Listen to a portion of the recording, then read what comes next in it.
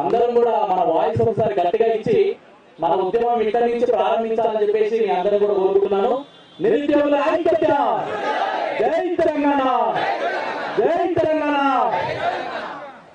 ఈరోజు నిరుద్యోగులంతా కలిసి మన తెలంగాణ రాష్ట్రంలో ఉన్నటువంటి ఎవరికైతే అన్యాయం జరిగిందో యువకులకు వారందరం కూడా మాకంతా కూడా మా ఉద్యోగాలు మాకు కావాలి.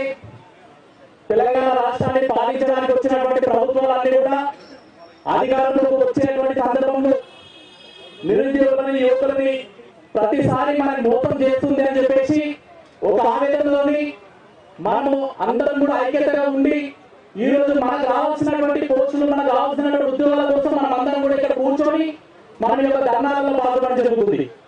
మిత్రులారా, మనమంతా కూడా ఏదో ఒక ఇండివిజువల్ గా చేస్తున్నటువంటి పోరాటం కాదు. ఇదంతా కూడా మన రాష్ట్రంలో అధికారంలోకి వచ్చే ముందు తెలంగాణలో పాటిస్తున్నటువంటి ఎవరైతే కేసీఆర్ ఉన్నారో టీఆర్ఎస్ ప్రభుత్వం ఏర్పాటు చేయడానికి ముందు మాకంతా కూడా నియామకాలు నిధుల గురించి పోరాటం చేస్తున్నాం అని చెప్పినటువంటి ఎవరైతే కేసీఆర్ ఉన్నారో ఆయన అధికారంలోకి వచ్చిన తర్వాత నీళ్ళ మాట మంచిగా జరిగింది, నిధుల మాట మంచిగా జరిగింది. కానీ ముఖ్యంగా అన్యాయం జరిగింది ఒకటి ఉందంటే అది నిరుద్యోగుల కోసమే, ఆ యొక్క నియామకాల విషయంలో అన్యాయం జరిగిందని మనం అందరం కూడా గమనించాలి. ఆ రోజు కేసీఆర్ క్యాడెట్స్ గా ఇక్కడ సహాయం కావచ్చు, నిరుద్యోగులు కావచ్చు, ఉద్యోగులు కావచ్చు, విద్యార్థులు కావచ్చు, అందరం కూడా పోరాటం చేసి మనలాంటి యువతకంతా కూడా అన్యాయం చేసిందని చెప్పేసి ఆయన సరైనటువంటి బుద్ధి చెప్పాలి, వారి రోడ్డు మీకు తీసుకురావాలని చెప్పేసి ఉద్దేశంతో యూనివర్సిటీలన్నింటిలో కూడా జాగృతం చేసినాం. అదేవిధంగా మన యొక్క లైబ్రరీలలో కావచ్చు, స్టడీ సర్కిల్లో కావచ్చు, అన్ని ఏరియాలు తిరిగి మన యువత మొత్తం కూడా సరైనటువంటి బుద్ధి చెప్పాలని చెప్పేసి కేసీఆర్ కి మన బుద్ధి చెప్పే క్రమంలో ఓడగొట్టినటువంటి కనుక మనలాంటి యువతనే తప్పుతుందని చెప్పేసి మనం అందరం కూడా గమనించాలి. కానీ గుండెలక్కడ ఎదురు చూస్తున్నటువంటి కాంగ్రెస్ ప్రభుత్వం ఏర్పాటు కాగానే మీలాంటి నిరుద్యోగుల యొక్క సమస్యలు మొత్తం కూడా నేను తీరుస్తాను. అధికారంలోకి వచ్చిన 100 రోజులలో జాబ్ క్యాలెండర్ వేస్తాం, మెగా టీఎస్సీ వేస్తా, నిరుద్యోగులకు అందరూ కూడా ఉద్యోగాలు ఇస్తా.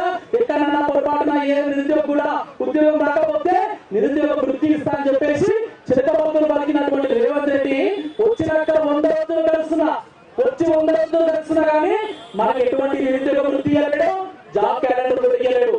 వాటి విషయంలో భారతీయ జనతా పార్టీ తరఫున బీజేపీ మాధ్యమంలో మీ అందరికీ మద్దతుగా రాష్ట్రంలో ఎక్కడికి కానీ మేము సిద్ధంగా ఉన్నామని చెప్పేసి ఈ యొక్క సందర్భంగా ఈ యొక్క ధర్నా సందర్భంగా మేము అన్నగారు కానీ సార్ గారు కానీ ఇక్కడ ఉన్నటువంటి నిరుద్యోగులందరూ కూడా మేము మద్దతు చేయడానికి మేము సిద్ధంగా ఉన్నాం. మిత్రులారా, దాదాపుగా మీరందరూ కూడా మీడియాలో మొన్న ఎమ్మెల్సీ ఎలక్షన్లకు ఒక 5 రోజుల ముందు మేమంతా కూడా ఏదైతే అమరవీరుల స్తూపం దగ్గర మీరు చూసిన ఎలక్షన్ ప్రచారాలలో కాంగ్రెస్ గవర్నమెంట్ వస్తే మేము ఉద్యోగాలు ఇస్తామని చెప్పేసి మేనిఫెస్టో పెట్టింది మీ అందరూ కూడా తెలుసు. యూత్ డిక్లరేషన్ అని చెప్పి మీ అందరూ కూడా తెలుసు. ఎక్కడ పోయినా అడగమంటే సెక్రటరీ దిక్కు దివ్వలేదు, క్యాంప్ ఆఫీసర్ దిక్కు దివ్వలేదు. రేవంత్ రెడ్డి గారు ఎట్లయిపోయారంటే కేసీఆర్ యొక్క జుట్టులో నుంచి పుట్టి వచ్చిందని చెప్పేసి అవమానం మనందరూ కూడా వస్తుంది. మనందరూ కూడా కేసీఆర్ యొక్క జుట్టులో నుంచి పుట్టినటువంటి వ్యక్తి ఈ యొక్క రేవంత్ రెడ్డి. ఆయన అబద్ధాలు చెప్పడంలో ఆయనకు మించినటువంటి వ్యక్తి ఈ రేవంత్ రెడ్డి గారు.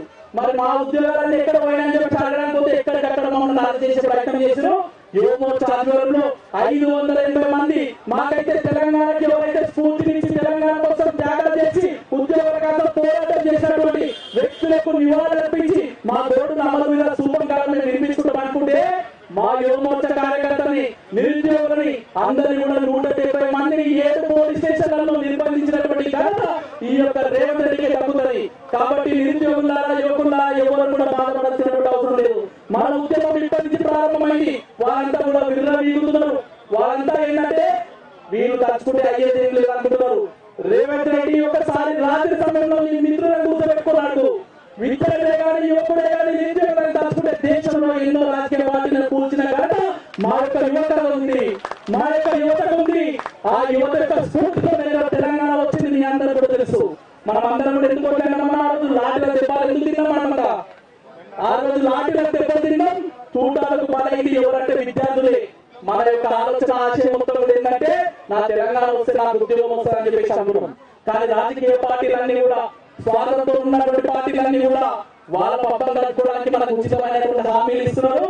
వారి హామీలన్నీ కూడా నీటి మీద ఉన్నటువంటి రాతలుగా మిగిలిపోయినాయి తప్ప మనకు ఎక్కడ కూడా మనకు పనికొచ్చే హామీలు ఎక్కడ కూడా లేవు. మిత్రులారా, మన ఉద్యమం అనేది చాలా కఠినంగానే ఉంటది. ప్రభుత్వాలకు వ్యతిరేకంగా మనం గట్టి ఎత్తున మనం పోరాటం చేస్తాం. మా ఉద్యోగాలు మాకు ఇవ్వాలి, ఏవైతే జాబ్ క్యాలెండర్ రిలీజ్ చేసిన ప్రకారం మనకి ఇవ్వాలి. మొన్న టీఎస్పీఎస్సీ దగ్గరికి వెళ్ళినా మేమంతా కూడా మీడియాలలో అన్నిళ్ళలో వచ్చినాయి. టీఎస్పీఎస్సీ ఎవరైతే చైర్మన్ ఉన్నారో వారిని కలవడం జరిగింది. ఏదైతే పోస్టులు పెంచుతామన్నటువంటి పోస్టులను కూడా పెంచే ప్రయత్నం చేయాలి. పెంచుతామన్నటువంటి హామీ ఏదైతుందో వాటిని అన్నింటిని కూడా ఇచ్చినటువంటి సందర్భాన్ని మనం గుర్తు చేయాలి.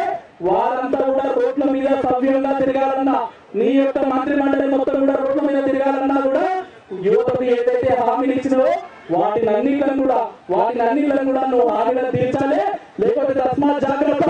ఇక్కడ కూర్చున్నటువంటి వ్యక్తులకంతా కూడా, తెలంగాణ రాష్ట్రంలో ఉన్నటువంటి యువతకంతా కూడా, నిరుద్యోగులకంతా కూడా భారతీయ జనతా యువ మోర్చా గట్టి స్థాయిలో మద్దతు తెలుపుతాం.